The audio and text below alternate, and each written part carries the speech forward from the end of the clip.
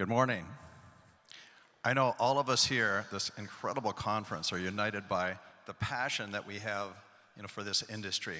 And I've had the pleasure of talking to a number of you, and I know for many of you, this is not your first dance with something disruptive, and it's not your first fling with something that's transformational.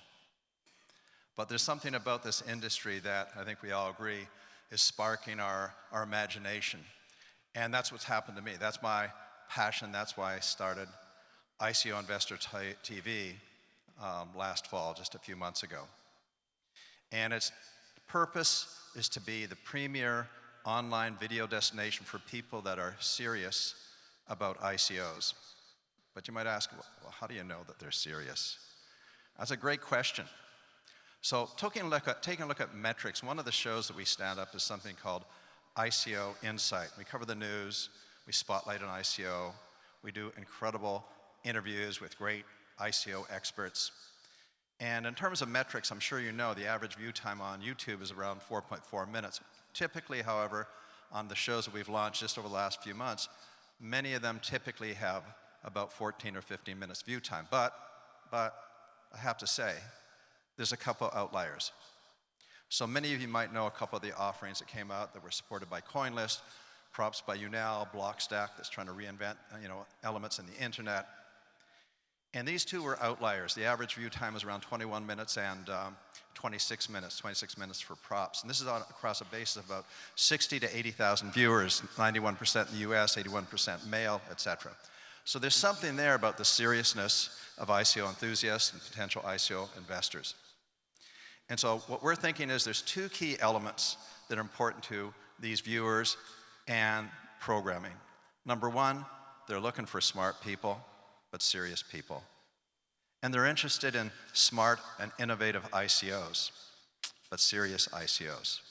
So that's really the underlining elements that we're going to be focused on in the ICO area. But since I've been here at this amazing conference, we know there's another new change factor that's going on, an unstoppable change factor, which is the security token industry. And so that's why we're announcing that that's something that we're going to be covering too. We want to make sure there's a great destination to cover the security token industry. It's moving very fast. Not everyone masters it, as you guys have here. So I'm going to say a little bit more about this as we kind of go ahead. So a little bit about what we do, very quickly. So these ICO Insight shows, again, we spotlight different ICOs, we cover some investors. We've been blown away by the quality and number of ICOs that decided to do their appearance on our show. These I've mentioned, Blockstack on the right, they raised $50 million through CoinList. How many have heard of Blockstack or Props by YouNow? I assume you guys know about this stuff, yeah. So they raised $50 million. On the left-hand side, Props is a very interesting story. It's an entertainment company, raised $25 million, partially through CoinList and partially through Republic Crypto. I'm going to dig into that a little bit more as a mini kind of case study of this company. It's very interesting.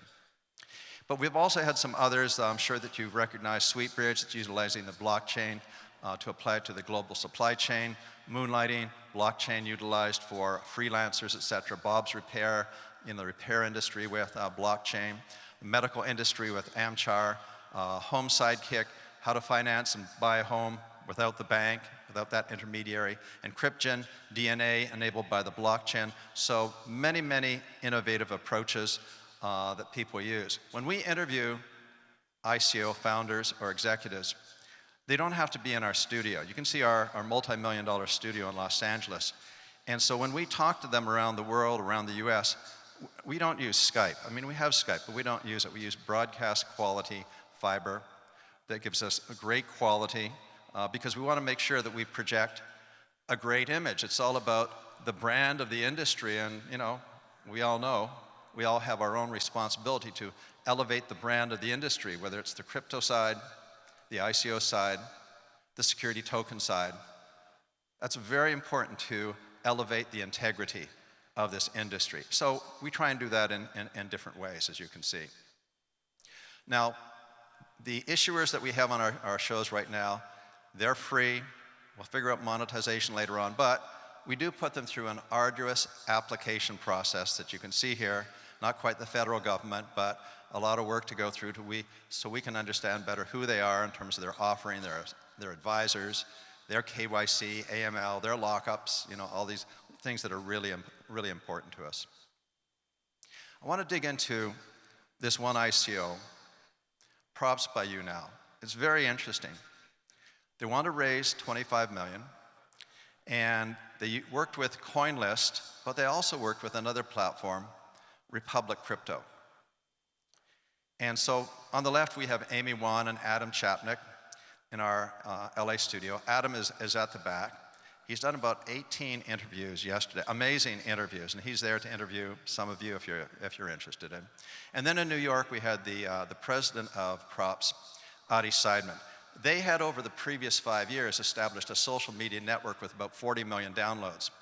But they wanted to have a new implementation called Props that was blockchain enabled for Q1 of this year. So that was their business objective, but they wanted more than just to raise money. They wanted to bring in a certain number of users, in part because they're a B2C company with a social network. And that means they need to find a way to reach beyond accredited investors. And in this industry, the ICO industry, that's kind of a difficult process, because we know the typical life cycle is the pre-sales are only available to accredited investors. And then typically when you go to the public sale, let's be honest, we know when you have IPO, the P stands for public, meaning the general public of unaccredited investors, the 300 to 300 million people. But of course, in our industry, the ICO industry, when they talk about the public offering, most of the time, that public offering means the accredited investors, the pool of about 8 million or so accredited investors.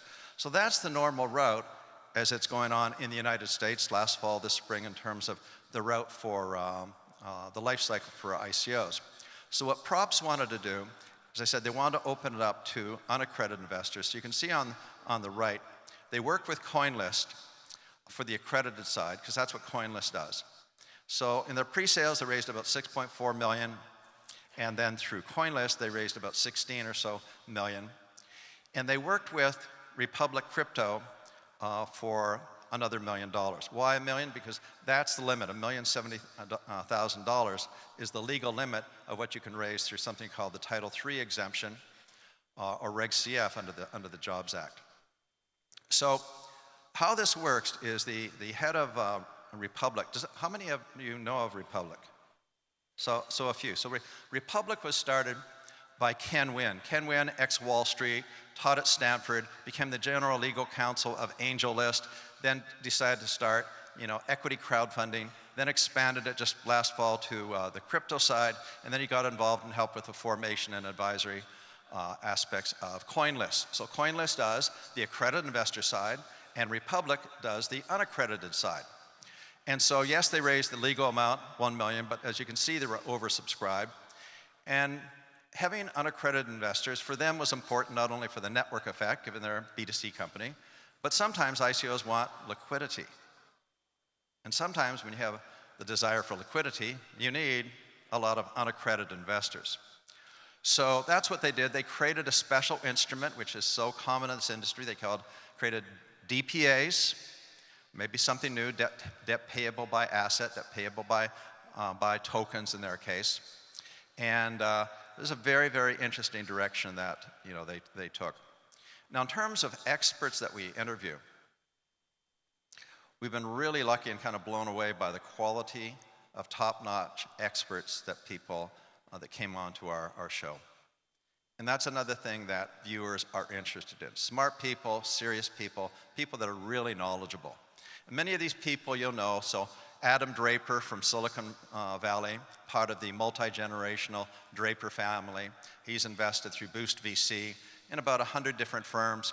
We have an incredible interview how he talked about last summer, how as a VC firm, they were originally just focused on the equity play. But then as the marketplace and some of their issuers and investments decided to issue tokens, they had to figure out how to renegotiate their investments, not just to get equity, but now to get some tokens.